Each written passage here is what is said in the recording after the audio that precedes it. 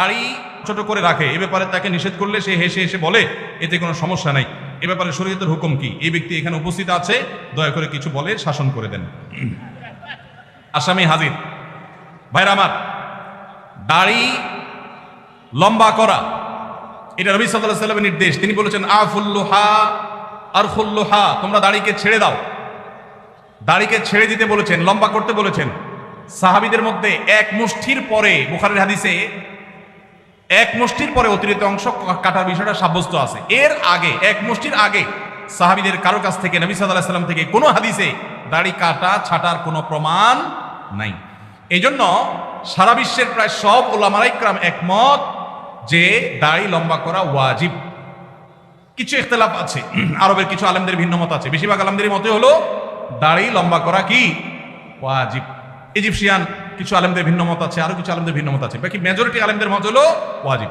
আমরা বলি দাড়ি রাখা সুন্নত, সেটা সুন্নত এই অর্থে নবীজিও দাড়ি রেখেছেন, সেই হিসাবে সুন্নত। কিন্তু তিনি নির্দেশ করলে সেটা কি হয়ে যায়? সেটা আমভাবে ওয়াজিব হয়ে যায়, সেই হিসাবে দাড়ি রাখা ওয়াজিব। অতএব ভাই, যদি কেউ মনে করে দাড়ি না রাখলে সমস্যা নাই, তার কাছে সমস্যার ডেফিনিশনটা কি, সংজ্ঞাটা কি? কেউ তো বলতে পারে নামাজ না পড়লেও সমস্যা নেই, কিন্তু একজন মুসলমান মনে করবে আল্লাহ নবীর ওয়াজিব তরক করলে সমস্যা আছে না নাই? আছে। কিয়ামতের ময়দানে তার জন্য জবাবদি করতে হবে কি হবে না? হবে। তবে আমাদের ভাই কেউ হয়তো খোঁচা খোঁচা দাঁড়িয়ে রাখা শুরু করেছেন, আমরা তাকে অ্যাপ্রিসিয়েট করবো, আমরা তাকে দূরে সরাবো না। আলহামদুলিল্লাহ ভাই শুরুটা করে দিয়েছেন, ইনশাআল্লাহ আল্লাহ এটাতে বরকত দিবেন।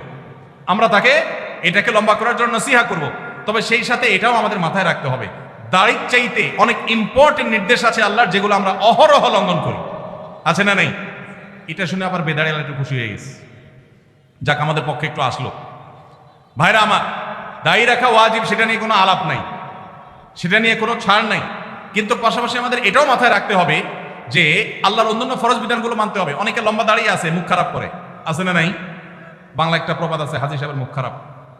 কি বলে? হাজী সাহেবের মুখ খারাপ। এই লম্বা দাড়ি নিয়ে মুখ খারাপ করে কি করে না?